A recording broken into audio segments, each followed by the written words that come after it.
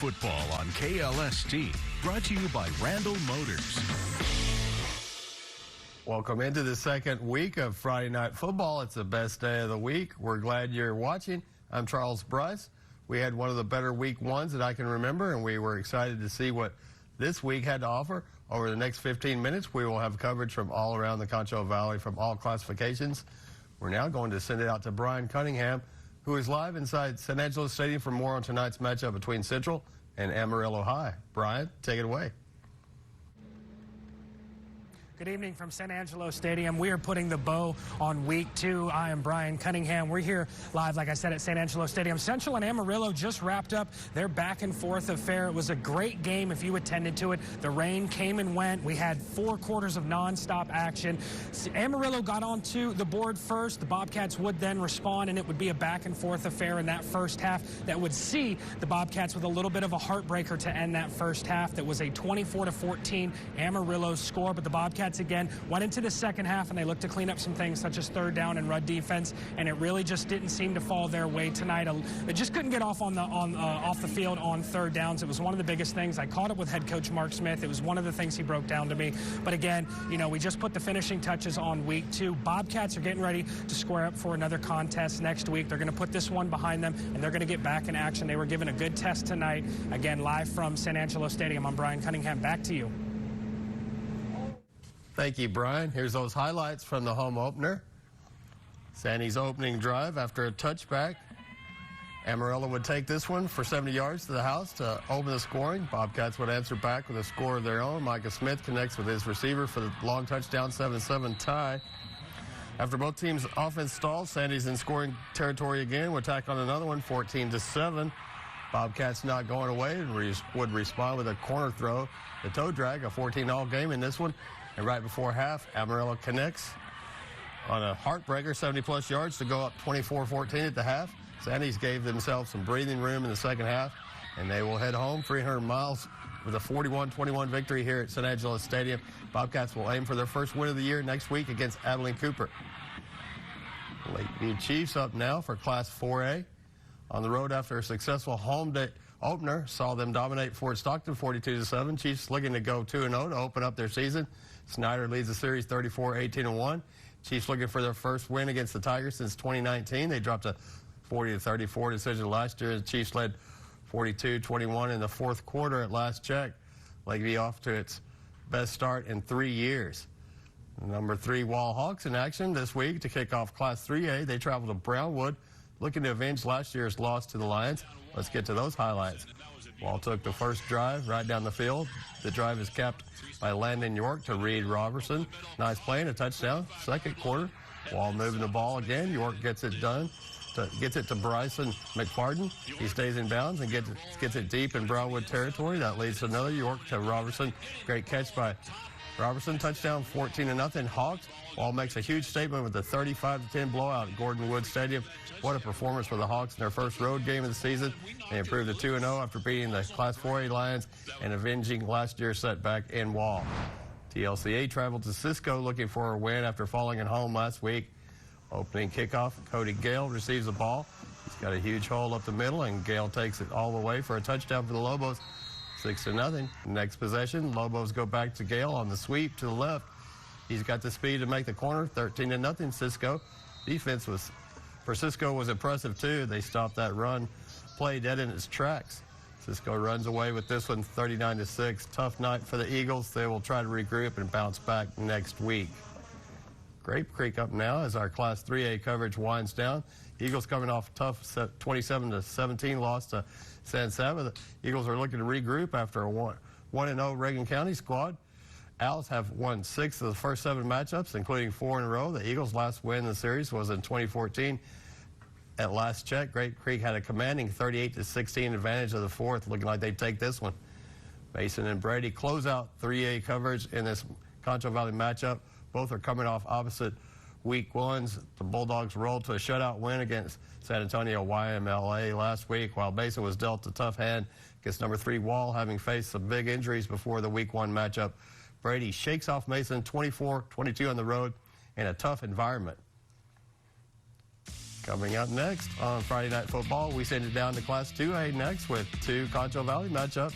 When we return, stay with us. Friday Night Football will be right back after a short break. We've got a lot of football left to talk about on the first weekend of September. This is Friday Night Football on KLST, brought to you by Randall Motors. Switching to Class 2A now, the Cristobal Cougars welcome the Ballinger Bearcats to town, looking for their first win under new head coach Tanner McLean. Here's the highlights from Jack Party Stadium. Cougars talking things over. First quarter with Bearcats already up 7-0. Running back Pearson Nord punches it in for a 1-yard TD. Cougars come up big by blocking the PAT kick. That makes it 13-0 Ballinger with just over 6 seconds left in the first quarter. Second quarter action now. Cristobal throws the deep pass near the end zone, but it falls incomplete. Cougars flirt with a touchdown pass, but the receiver can't haul it in. Ballinger hooks up on a nice pass completion at the Cougars 19. Later in the second quarter, Cristobal pass gets broken up. Tough first half for the Cougars. Ballinger led 13-0 at the break, and Ballinger wins a defensive battle 13-6. Red Hot Sonora Broncos up next, eyeing 2-0 start after shutting out Miles last week.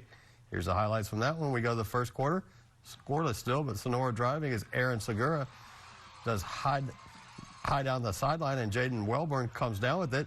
That would lead to Segura going deep again, this time to Angel Diaz, who just has to run underneath the dime. Makes it 6-0 Broncos, but the Johnson City Eagles will get rolling on the end around.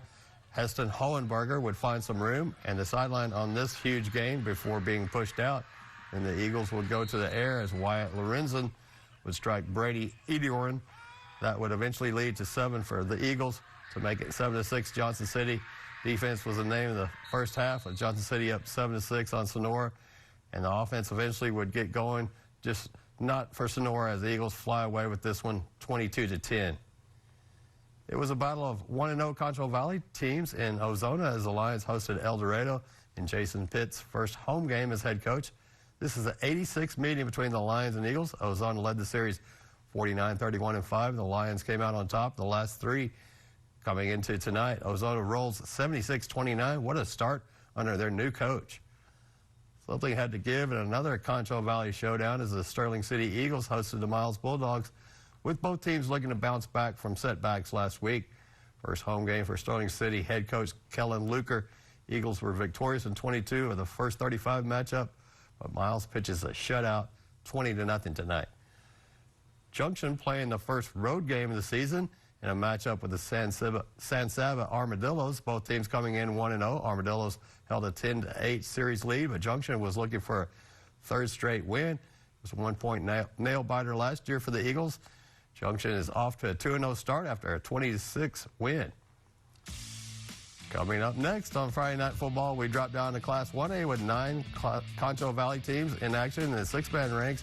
Don't go anywhere. We're coming down the home stretch. Friday Night Football will be right back after a short break, so keep your seat. This is Friday Night Football on KLST, brought to you by Randall Motors. The Robert Lee Steers kick off Class 1A coverage tonight from week 2 of the high school football season. Steers looking to go 2-0. Robert Lee taking on Garden City for this second non-district game of the season. Touchdown run, Robert Lee, to open this game by Wyatt Bosworth. Robert Lee with a fumble recovery touchdown here as the defense adds its name to the hate. Robert Lee would respond. Brenner Sherwood with a long touchdown run as he outruns the defense.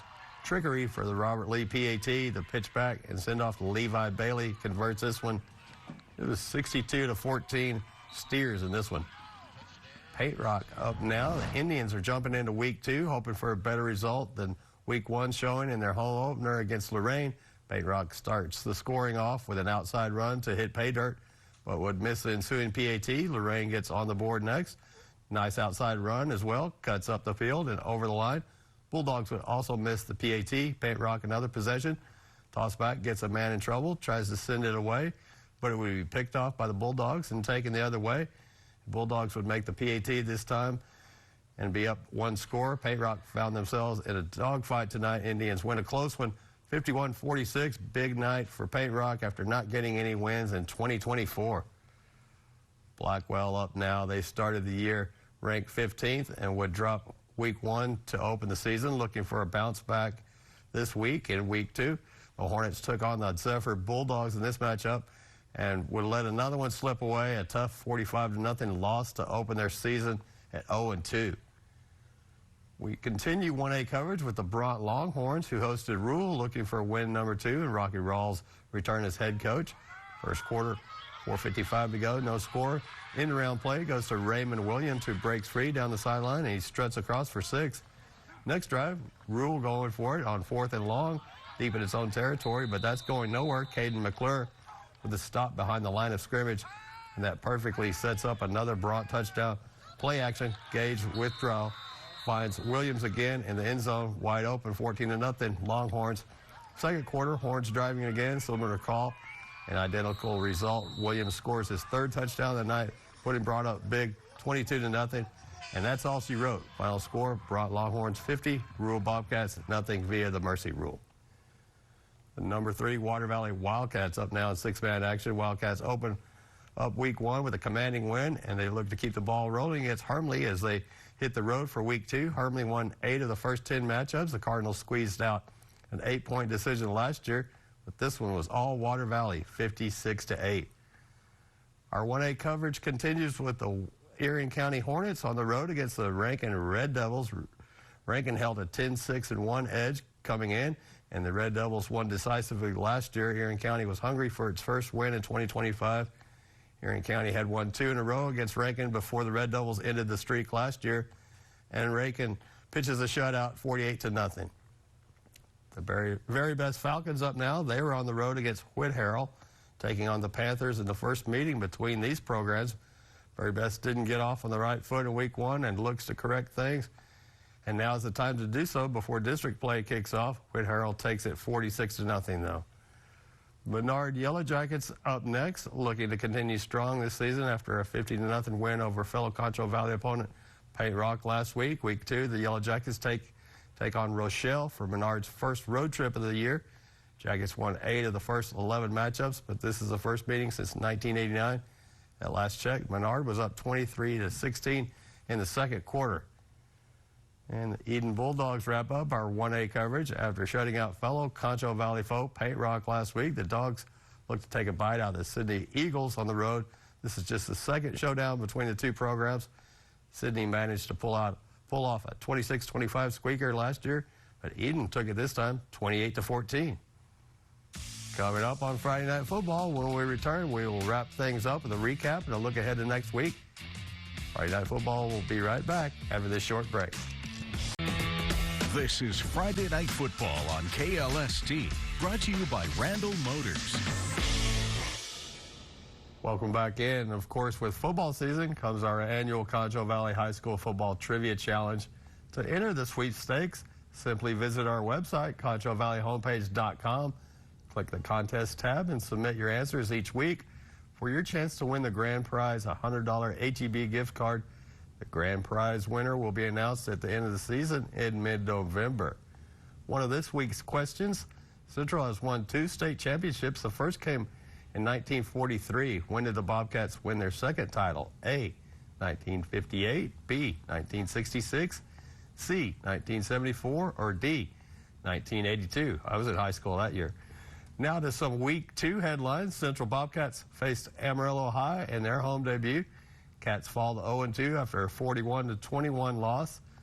The Lakeview Chiefs faced the Snyder Tigers on the road, hoping to go 2-0. And they were well on their way to do that with a 49-28 lead late.